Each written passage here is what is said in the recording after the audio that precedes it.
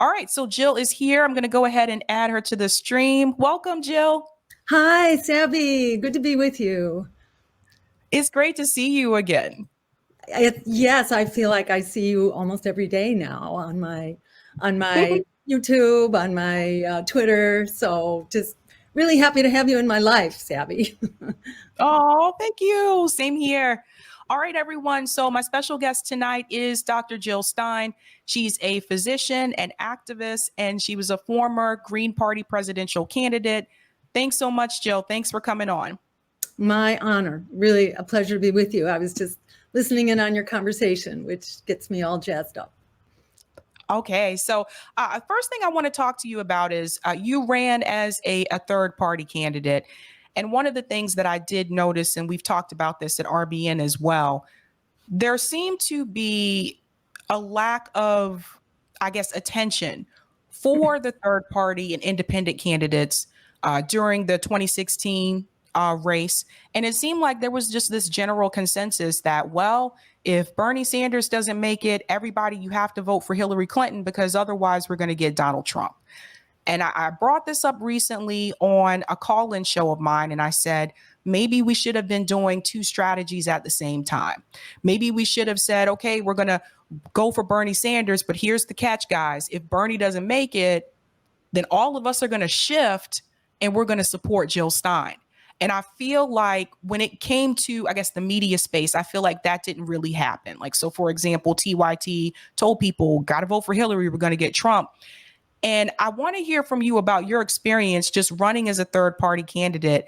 What were some of the challenges that you faced, and particularly in the media space? The media space is a corporate predatory space that's all about selling, the agenda for oligarchy and the two parties that support it and that take their marching orders from their big money donors. And, I first ran for office in 2002 in the governor's race in Massachusetts, where I basically got tricked into running by the Green Party. I was not a political animal. I had grown up, in the Vietnam War era and the civil rights era, and I didn't trust any political party funded by big money. And, the big ones are all funded by big money. So I was not in a political sphere, but I was an activist. And, I was fighting a lot of fights and just got really tired of seeing them all bought out. The fight for Medicare for All, which we called single payer back, in the 90s, we held a referendum here in Massachusetts that was ahead by double digits. And then the insurance companies threw in lots of, fear-mongering advertising, the usual. And that referendum was defeated by a couple points after being outfunded, by millions and millions of dollars. And, I was very involved in the fight for environmental justice, in shutting down the polluting coal plants and incinerators that were poisoning, the air and our fish supply and our water and so on. And I got really tired of seeing legislation and proposals that were basically motherhood and apple pie that would provide jobs, that would create a clean energy economy or a recycling economy that would improve our health, would reduce our health costs. These were just win-win solutions, and they had huge public health and public interest and worker and communities of color coalitions behind them, but they would be just, shot down in the legislature, and public interest groups would be dragged along for years and years at a time, working diligently on legislation that we thought we had the support of legislators for. And at the last minute, they would change a shall do to a may do in the legislation and just totally destroy years and years worth of hard work. For me, the last straw was the Clean Elections Bill, which was, sitting in the legislature for years, never passed. It would have gotten big money out of politics by providing public funding for, candidates that meet basic qualification rules, qualified candidates that can show they have public support. It would have basically ended the sellout and the pressure to sell out that's on candidates and political parties, which of course the Democrats didn't want. So they blocked the bill. And then when a large coalition passed it by a 2-to-1 majority in Massachusetts, I think it was 1998, they repealed it. They repealed the People's Law on a voice vote. And for me, that was like the last straw that really said to me that it was really hopeless for a party that pretended to be the progressive voice, that it was destroying what is essential to deal with the corruption, the fundamental corruption of our political system, corrupting both major political parties. And there, the progressive Democrats were leading the charge to destroy it. So I was really quite convinced by the time 2000 rolled around that it was really quite hopeless with the Democrats. And I have to say, what people are witnessing now, where they work so hard to elect Justice Democrats or, the Squad and the AOCs, and then they find that they're really quite, spineless, gutless, they throw in the towel, they're pressured, whatever, but they don't take a stand, not for Medicare for all, not against the war, not against corporate tax breaks. I mean, it's pathetic. And what's so sad is to see each generation having to discover this, that the Democratic, like the Republican Party, is basically a creature of its funders, and it is not going to serve the people. But it takes, you can't find that out, in your first go around the block. Unfortunately, people sort of have to get beat up, and they realize, oh my God, I've been betrayed. I've wasted my time. I've just been, devastated. All my hard work, I've been abused and taken advantage of.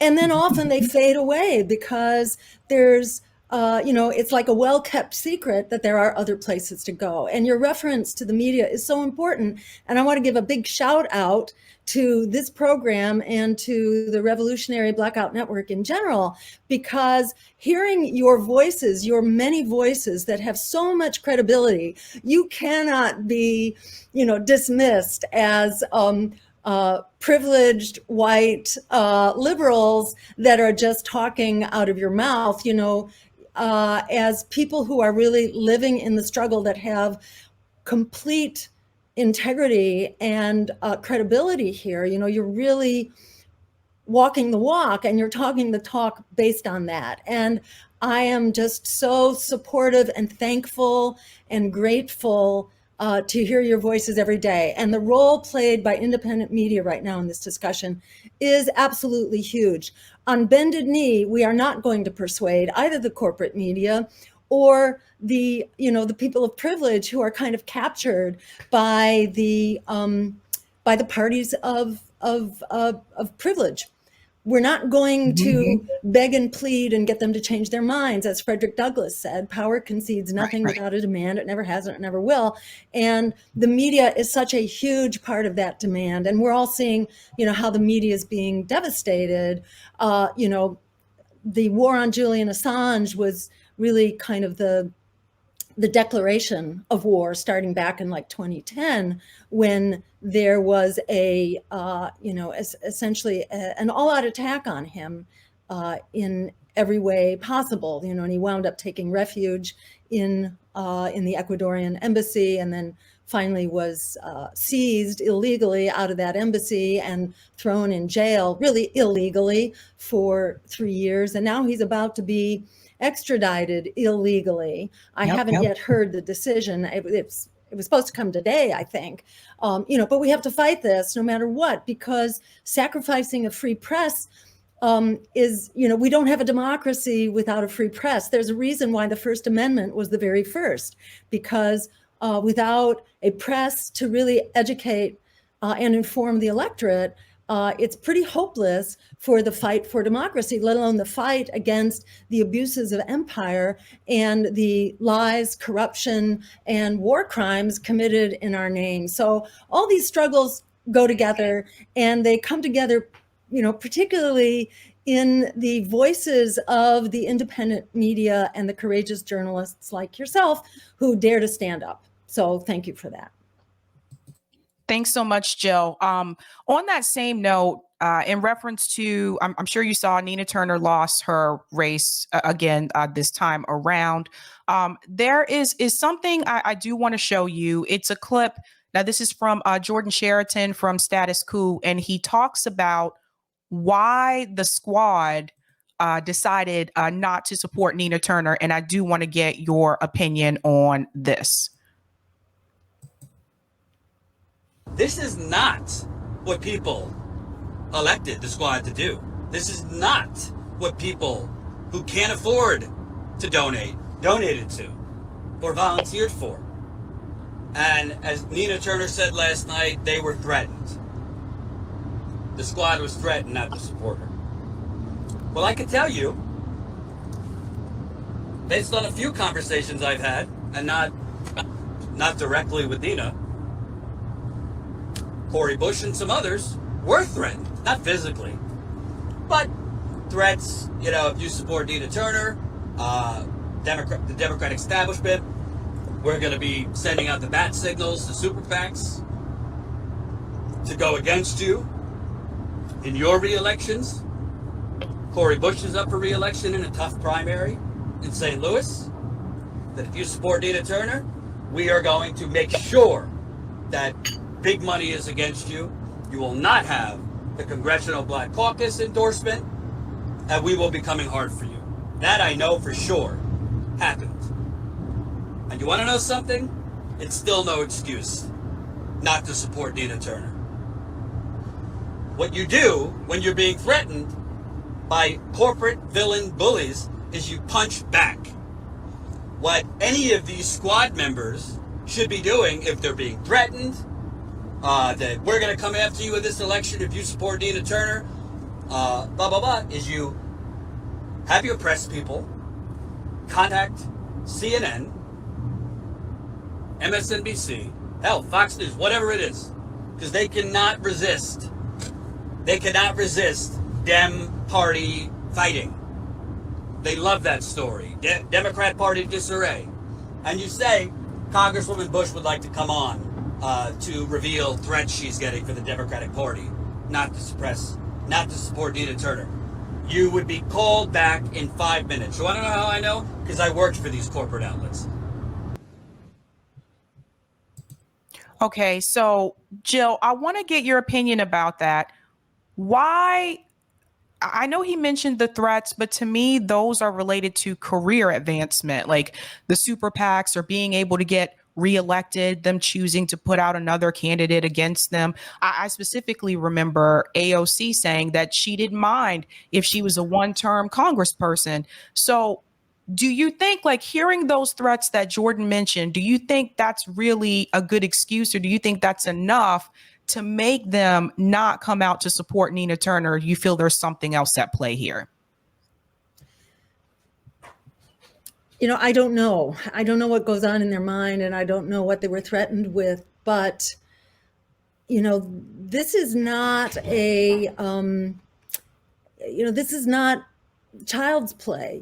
This is a serious game. And when you run for election, you have to know that you are not walking into,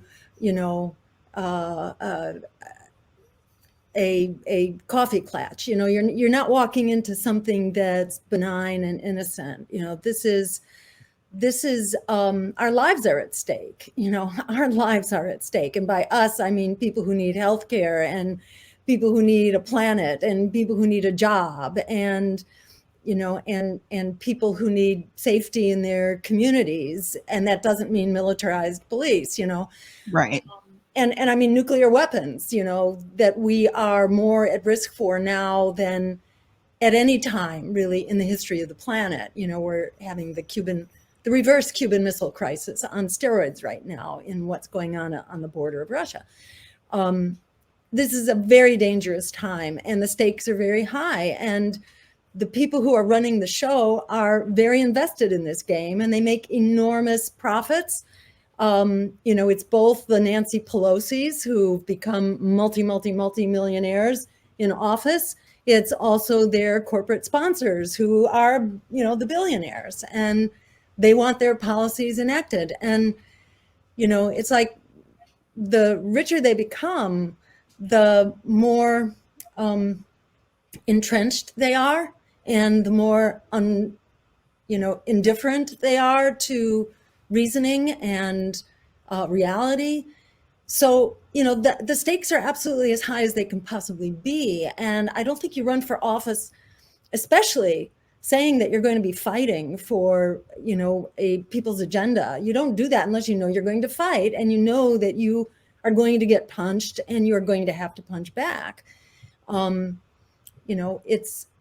is a very rough and tumble game the minute you get into it, but if you don't get into it, then you're a victim of that rough and tumble game. So there's no easy way out here. And for me, I went into politics as a last resort, really, after everything else had failed, well into my 50s. I kind of got tricked into thinking that, well, I could just take those fights, those social fights for healthcare, for green jobs, for clean air, for climate justice, that we could just enlarge the audience for the same battles that I was very involved in. But it's a little different, because the gloves come off, and you're in the ring, and there are punches being thrown, below the belt all the time, and you're going to get hit, and you have to be prepared to fight. And it's just so disturbing that people that so many, on the front lines invested their, the dollars they didn't have into supporting, when push came to shove, they backed out. Glenn Greenwald did an analysis in, I think, his most recent podcast, or maybe the one just before, about the votes of the squad and AOC in particular. And it really looked at how they not only voted for bad shit, like the $40 billion. At the time it was 33, now it was raised to 40 billion. Add that to 13 billion beforehand. That's $53 billion within the last 3 months for this proxy war in Ukraine. Bad on Russia to have invaded, and bad on the US and NATO for having set that up and made it virtually inevitable, and failing to support the solution that was already on the table, the Minsk Accords, which were resisted by the Nazis in Ukraine. And there are Nazis in Ukraine, and there aren't a lot of them, but they are extremely powerful because Nazis will assassinate you. And in fact, 2 of the peace negotiators in Ukraine were assassinated just in the last couple of weeks for having entertained peace options. And my cat is saying hello. So there are solutions here. The squad was not willing to stand up for them, not on Ukraine, not willing to, it's unthinkable that we are plunging into the most dangerous conflict since the Second World War, and arguably far more dangerous than the Second World War, because everybody's armed right now, and there is such recklessness about nuclear weapons being exhibited, specifically by the US.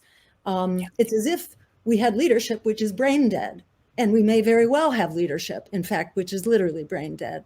And they're just brandishing nuclear weapons as if this was just another AK-47 or something like that. The games that are being played with our lives right now are shocking.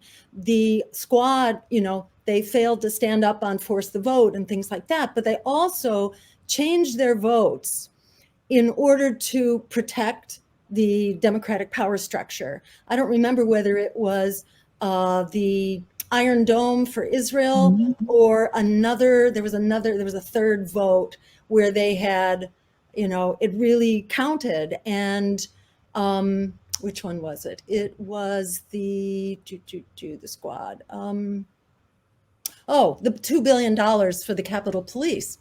Yeah.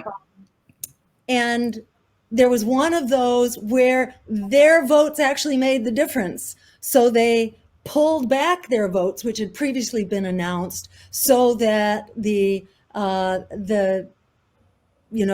Democratic oligarchs would basically get their way. And, it makes the point that the squad has become a symbolic, entity. It's not really using power, even when the power is absolutely in its hands. And, thanks to Glenn Greenwald for telling the truth when others won't. It's a really great analysis, and I recommend people, follow and support that independent political media voice as well, Glenn Greenwald's. But it just makes the point here that the squad is not doing what they were supposed to do, and it's really bad on them that they could not support Nina Turner. That was just one of the fights. Yeah. If they can't do that, how do they ever think they are going to get the power if they can't bring more power into Congress, more power for the people? If they can't bring it into Congress, they're going to just, they're just figureheads. That's all they are. It's really shameful, even though, they have very compelling personal stories, and they've been articulate spokespeople on progressive issues, but they're not willing to stand and fight, and that makes them useless. Well said. I think another thing that's come up as well was dark money. So Nina Turner, second time there was dark money that came in support of Shontel Brown last minute. I have talked to a couple of people have called in that live in that district, and they did explain to me how many ads like Shontel Brown had, apparently even on Hulu, which I was kind of surprised by that, but they were everywhere apparently. But I also felt like that happened last year. So we know that this is going to continue to be an issue with the dark money as well. And Nina Turner put out this recently that I want to share, because apparently it happened again last night. And she said, today, a number of progressive Black women were defeated by big money special interests in safe blue districts. Why are billionaires buying blue seats by pouring millions of dollars into ads that smear these women to stop policies that would lift working people? It's BS. So I want to get your take about the dark money, because I just feel like ever since I've been paying attention to politics, even going all the way back to high school, I always saw negative ads when candidates were running for office. The money thing has always been an issue. So my question is, how can candidates push back against big money, dark money that comes flooding in last minute? We already know that this is a tactic that corporate Democrats are going to use. So how can they even stop that? Or if they can't stop that, should they run in the Democratic Party? Yeah, I mean, exactly. I think the problem exists across the board, and, you'll get it as well running as a Green, you'll get it big time. If they feel like they have to acknowledge your existence. In the governor's race, when I was running in 2002, they brought out all the living Kennedys and Clintons that paraded around Massachusetts saying that a vote for Jill Stein was a vote for Mitt Romney. So, they're going to just pull out all the stops to stop progressives is what it amounts to.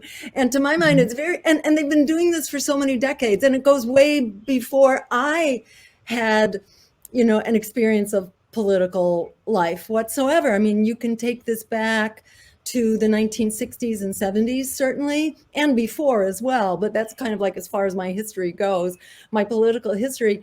In the 60s and 70s, where there was a thing called the realignment movement that was all about bringing together the power of labor, which was strong at the time, and the power of the civil rights movement to force progressive change on the Democratic Party. And it completely failed. Why did it fail? Because of the war in Vietnam. And if you didn't support the war in Vietnam, you were a traitor to the cause, and you were demonized on that account. So,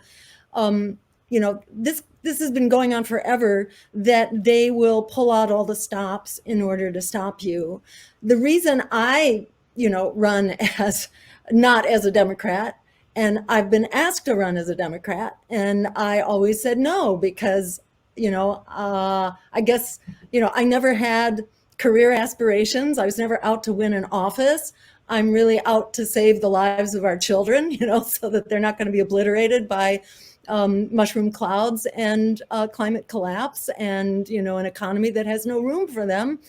But they appeal to me, like they will try to buy off other progressives, but then they'll slaughter you if you're running as a progressive, as a Democrat. So why do it? Why run in a party where then you become a victim inside the party and you don't have a party to support you, which to my mind is why we have to build an alternative. And that's an alternative that by definition does not accept corporate money, that, that has principles that we share. We don't accept corporate money. We also don't accept money from the surrogates of corporations. So you can, have donations from corporate executives. Now that's not the corporation, but it's the surrogate of the corporation. So we try to prevent dirty money from coming in, and the agenda for democracy is front and center in the Greens and in any other third party. In my mind, third parties aren't third parties, they're alternative parties.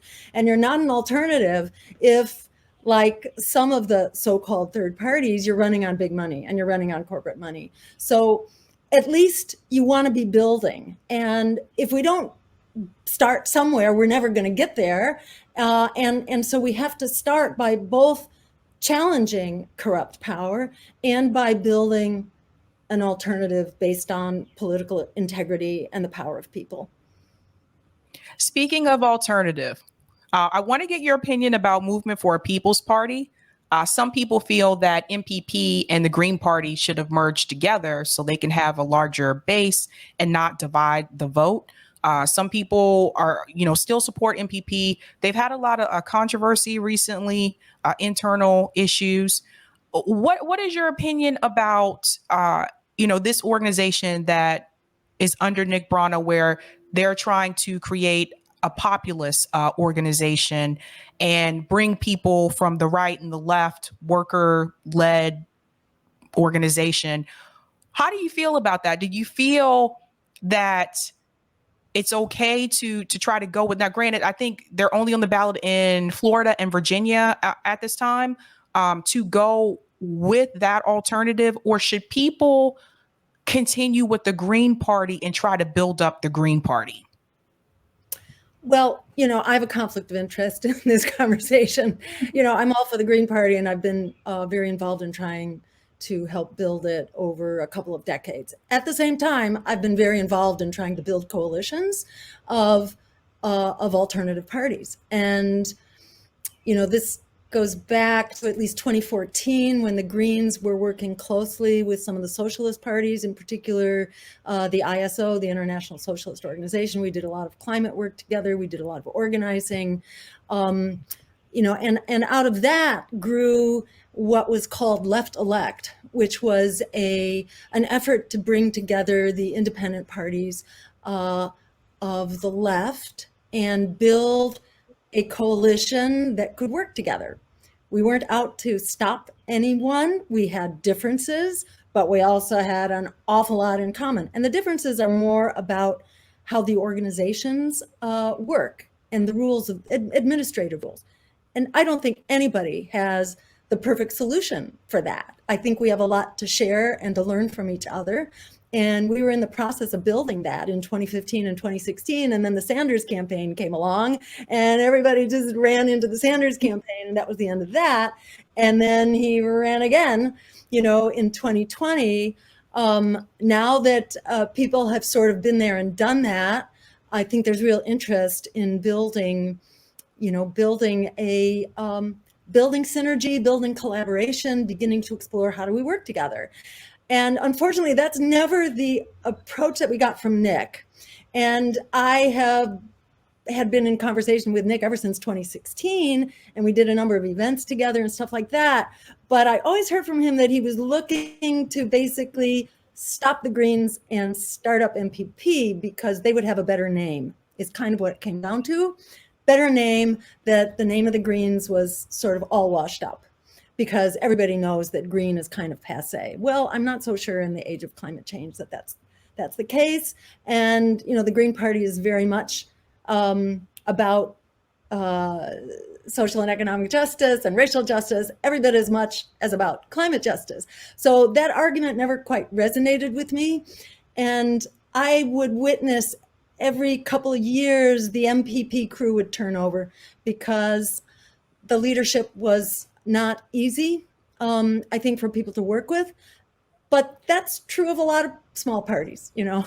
That's just the way the cookie crumbles. It's very hard to build small parties, and sometimes the leadership isn't so great. And you know, small parties are under a lot of strain, and you don't have many resources, and there's just a lot of growing and building that has to get done. And I would, you know, be very happy for the remnants of MPP, whatever it is, you know, to be a part of this effort.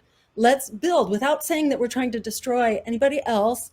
Let's get together and let's build a collaboration of political parties that share certain basic principles of people power and democracy, because you have to work really hard to find differences in our agendas. So if we got the same agendas and we just have different rules for the organizations, well, we can build an Uber organization that allows us to collaborate. And it doesn't mean we're collaborating on everything, but we can start collaborating on, you know, on key elections.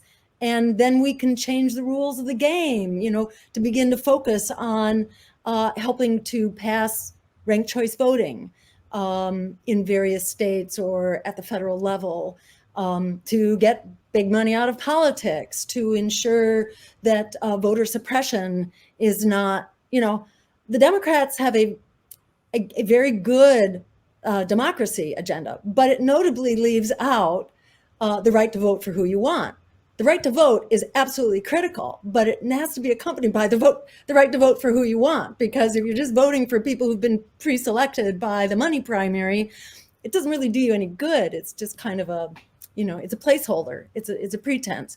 And I think it speaks volumes that the Democrats have somehow managed not to learn about ranked choice voting. Now, they've learned about it in New York City, where they've adopted it for their own primary, but they stop it when it comes to the general election in New York City, because, you know, goodness knows we'd hate for democracy to prevail and real competition to take place, which is, you know, it's obvious. That's what we need. And they're all for ballot access, or shall we say voting access, except for other parties that compete. Yep.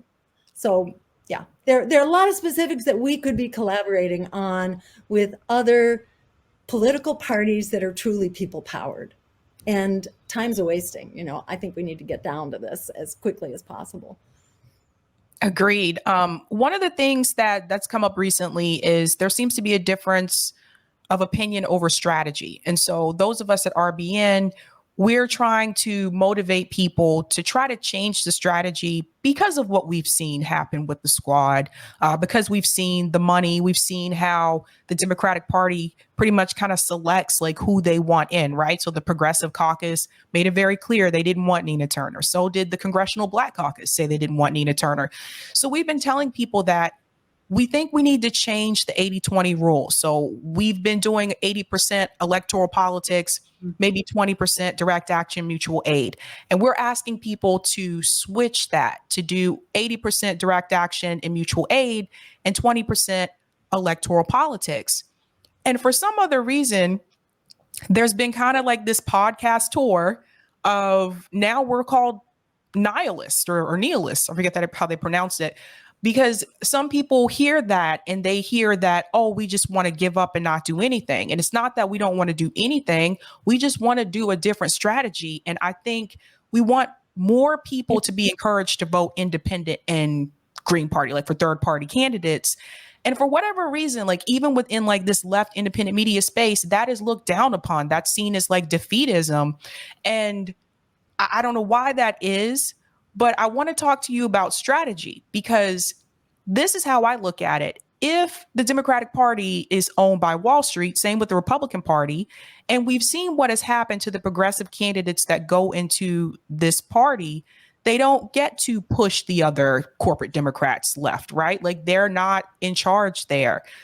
If that is the case, then how long are we supposed to continue this inside strategy game before we get any types of tangibles? Because I don't think, even if Nina Turner would have won, that wouldn't have given us Medicare for all.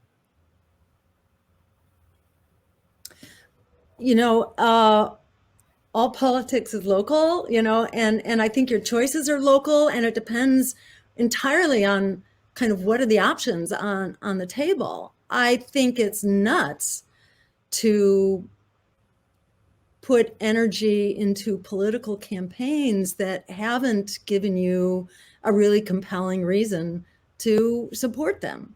And, you know, in my view, the real engine of social change are social movements, and in particular, building the capacity for the general strike, you know, and all the things that go into that.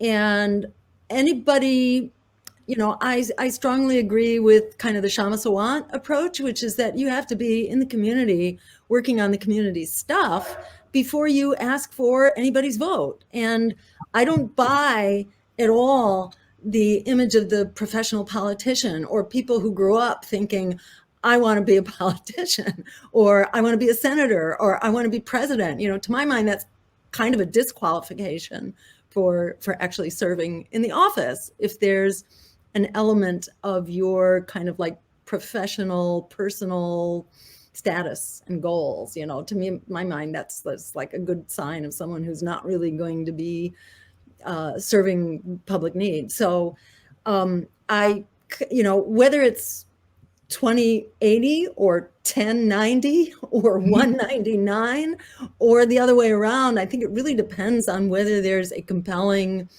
you know, candidate for you to be, you know, to be supporting, and that you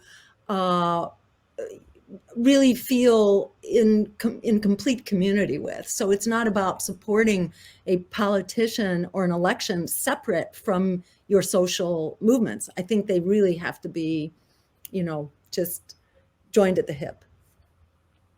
There's a question here. I think this is a good question. Thank you for this, Carl, for the super chat. How can the Green Party compete when the duopoly makes it so difficult? 133K signatures needed in Florida just to get on the ballot, and can't debate them. Well, Jill, if I remember correctly, I think you were on the ballot in 48 states when you ran in 2016.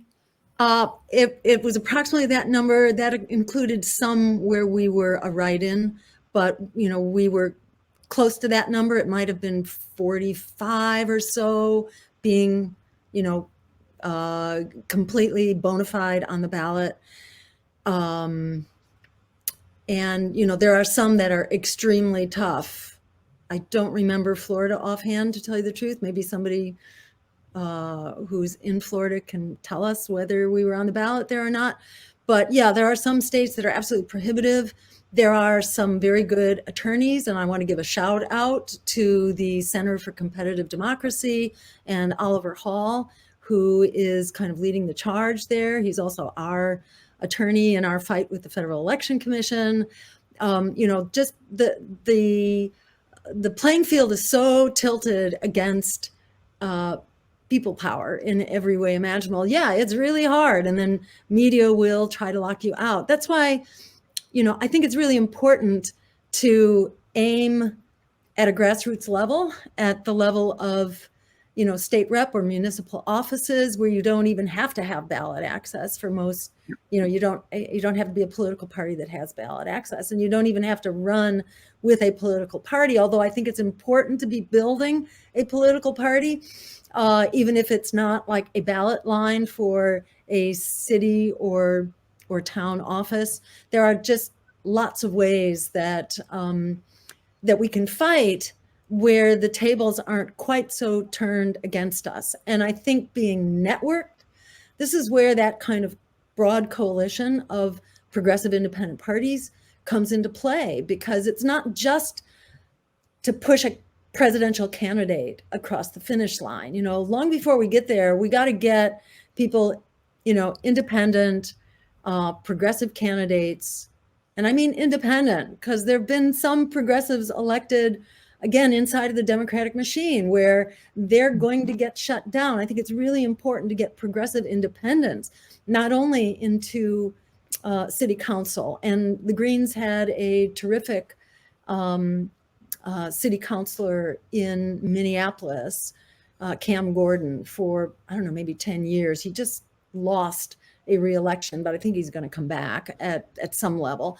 So, that Shama Sawant, Greens have had occasional state reps, and we have other city councilors, not in such prominent cities, but, these are the races we need to really excel at. And I think we need to collaborate to target a lot of them, so that we can begin to gain the momentum, begin to gain the database, begin to gain the staff.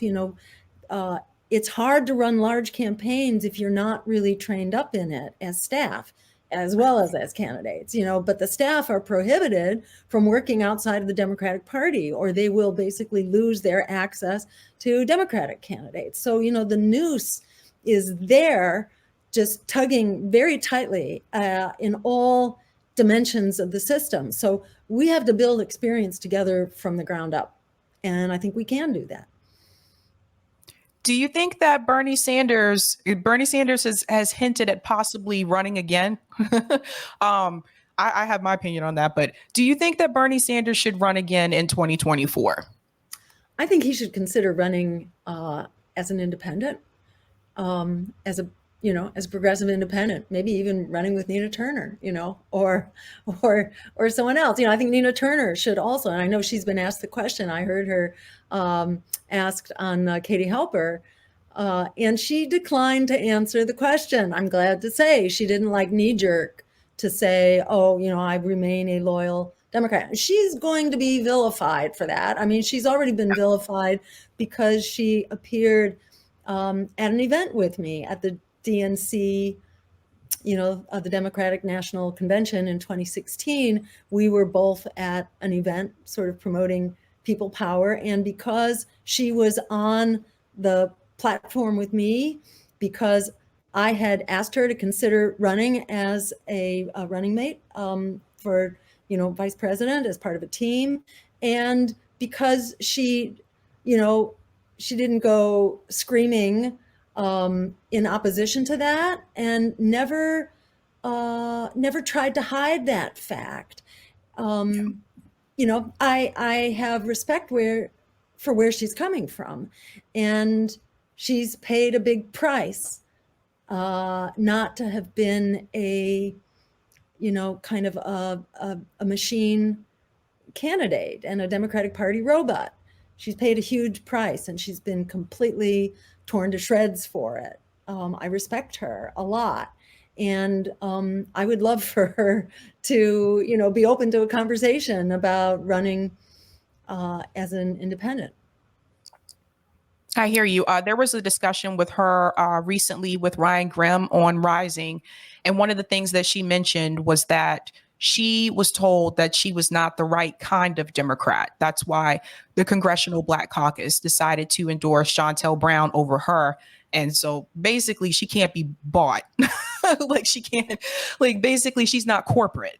So they don't consider that to be the right kind of Democrat. And I want to get your opinion about the caucuses, because it seems like now when it comes to the Progressive Caucus, when it comes to the Congressional Black Caucus, their endorsement means a lot. And so I think about some of these other progressive candidates that are running.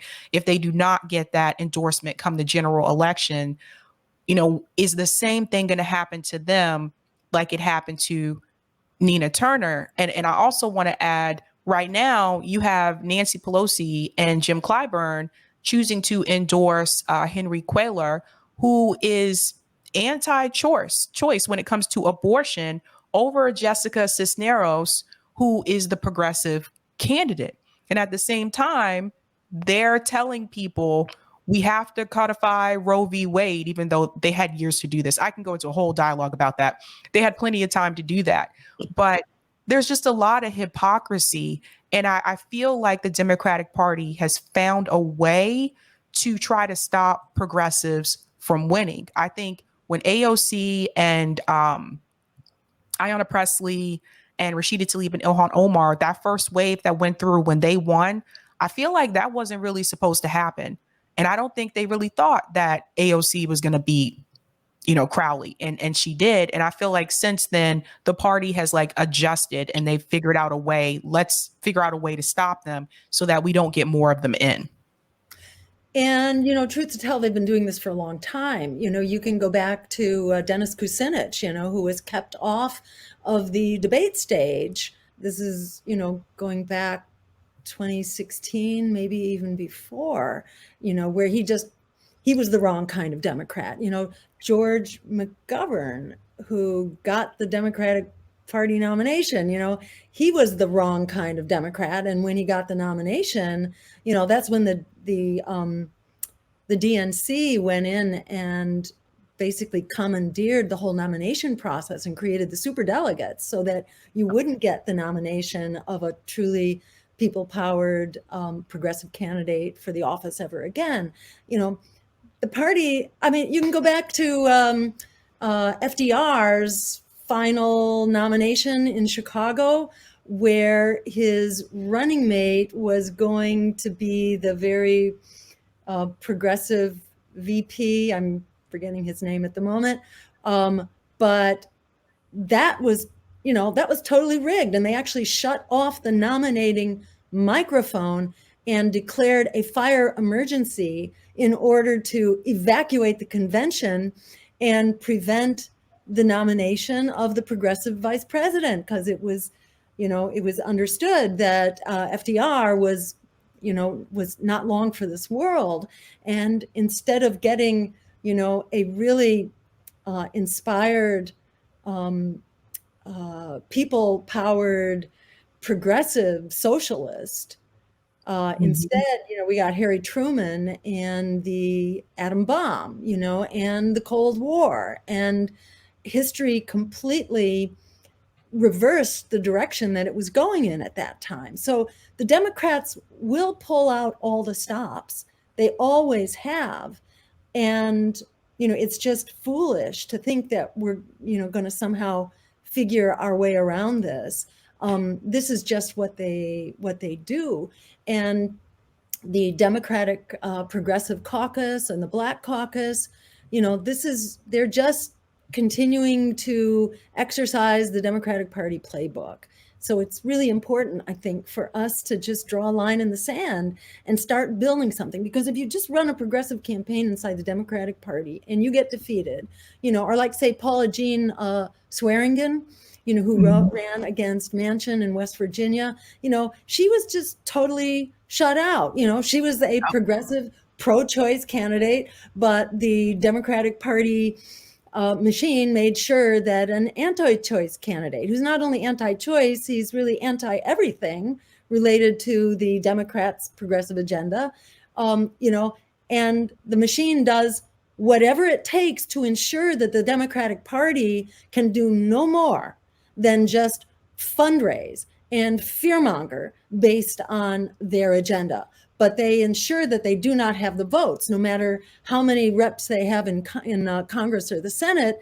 They ensure that that's not the agenda that their candidates, of the candidates that they're backing. So they create a kind of self-inflicted helplessness.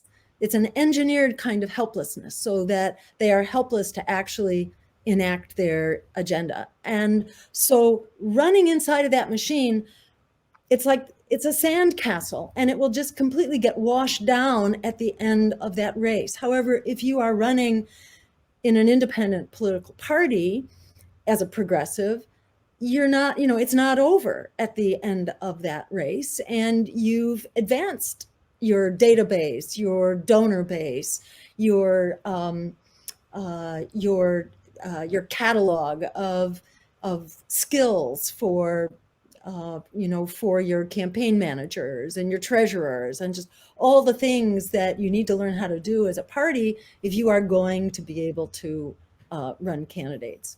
And that's why we got to keep doing what we're doing. Agreed. I want to get your attention about, or excuse me, your opinion about direct action. So recently, Ron DeSantis signed a bill saying that protesters cannot protest in residential areas in Florida. I had a feeling that was coming, and it's Florida right now, but other states may follow. I mean, we know how this tends to work. I want to get your opinion about that. And this is one of the reasons why I really have been encouraging people, like, we really need to get out in the streets. Like, we really need to protest. And I think about some of the protests we've had throughout history, like the civil rights movement. How did they get thousands and thousands of people to come to a march on Washington? There was no social media. There was no internet. And we have more technology. And I feel like it's like you have to pull your hair out just to get a couple of people to come out and fight for something. And I want to get your opinion about that. How do you feel about the rules that they're coming out with against protesting, like where you can protest? And do you ever think that we can get a protest like the civil rights movement, like the March on Washington? Can we ever get that again, like in this country? Really good and important questions. And, I see it.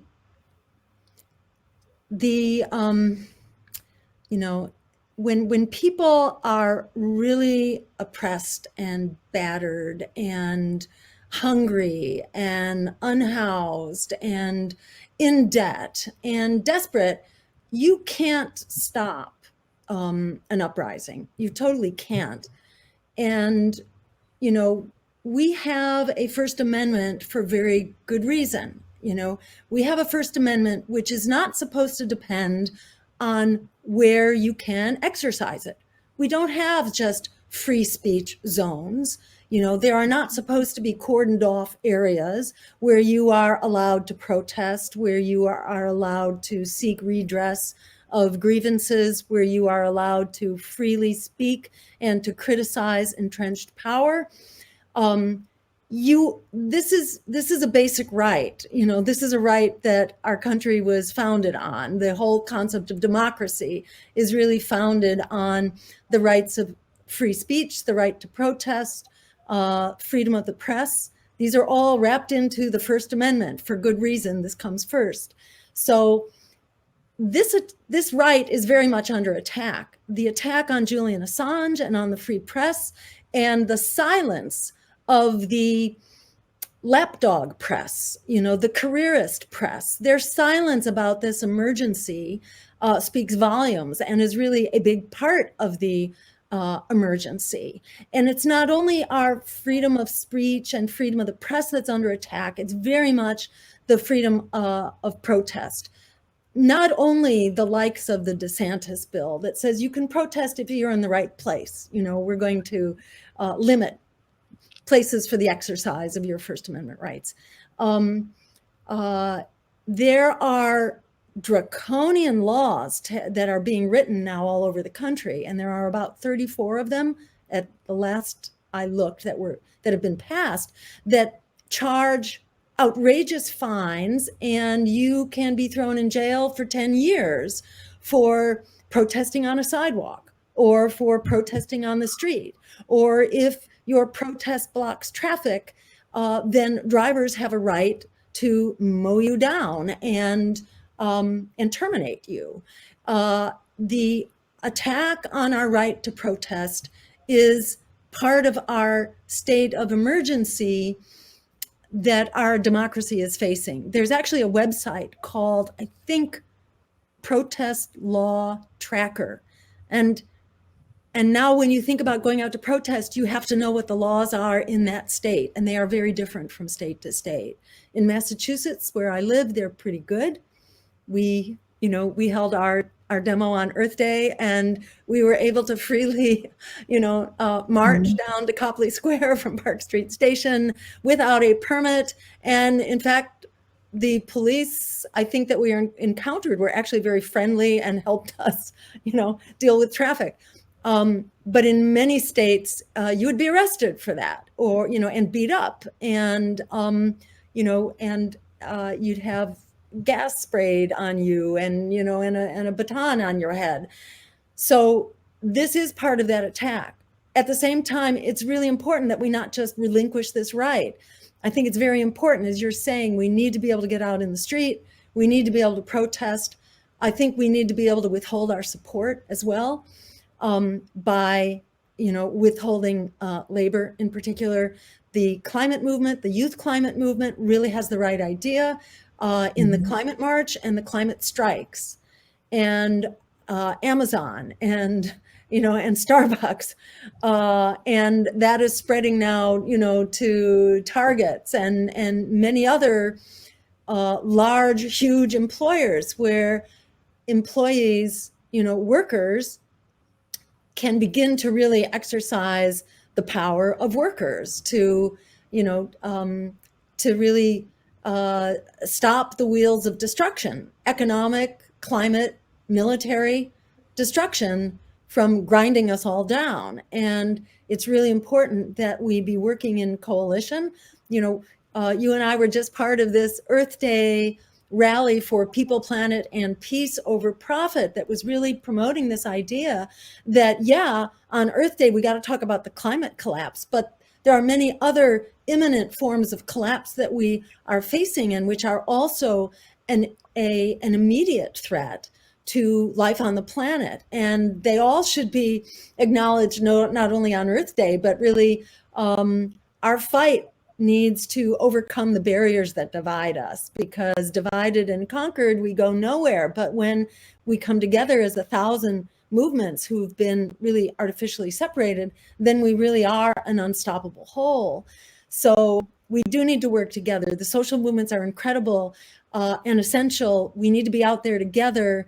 The union movements right now are, a incredible rising power that we need to be very much a part of. And I'm really encouraged that the leadership now is not taking their marching orders from corporate America, like so many, SEIU just, and the food and commercial workers, they both just endorsed Nancy Pelosi, which is really outrageous, because who could exemplify an anti-worker agenda more? And it really undermines the credibility of the legacy unions when they're doing that. And I think, Chris Smalls and Amazon are the powers that they are because they are not taking marching orders, and because they can really push full bore for a full agenda for workers. And ultimately, that is an agenda for people, planet, and peace over profit. Well said. Whoops, I got to echo. Sorry. There's a question for you here about the League of Women Voters. So can Dr. Stein address the vote being hijacked? Also, can she talk about why the League of Women Voters no longer run the debates?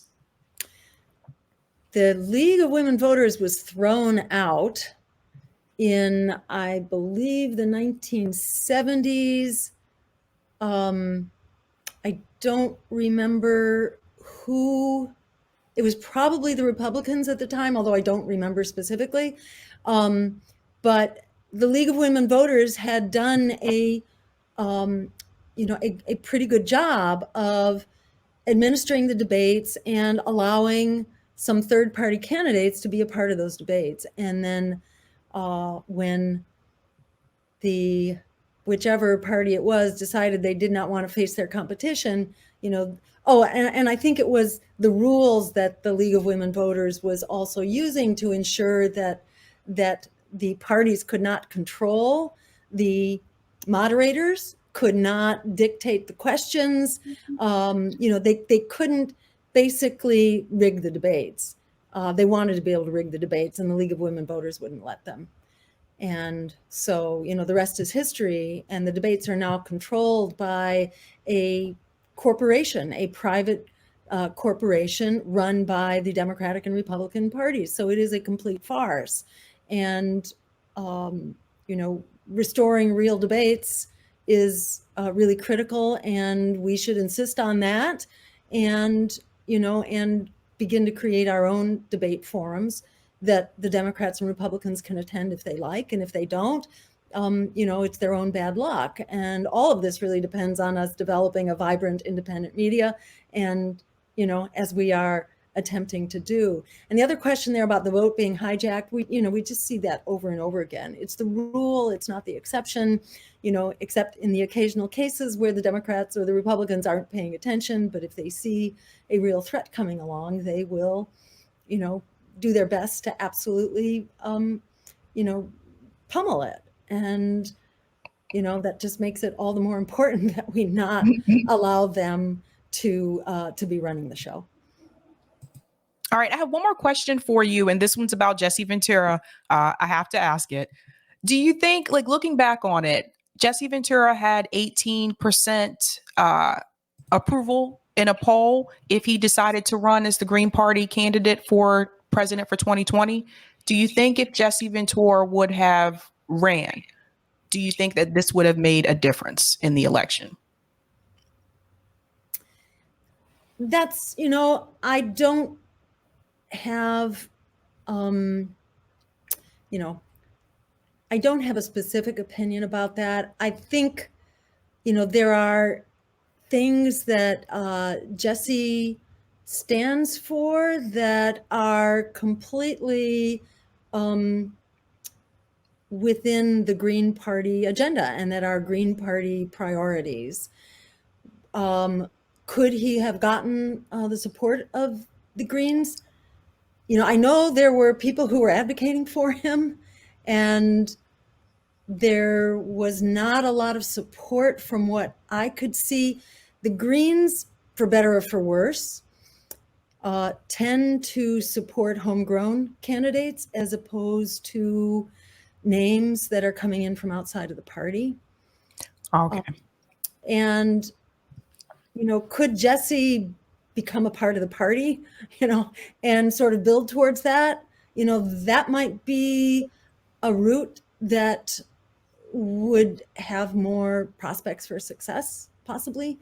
But I think the Greens have not had, they don't work well. The Greens are extremely, decentralized and grassroots oriented, and tend to be, what shall we say, not friendly to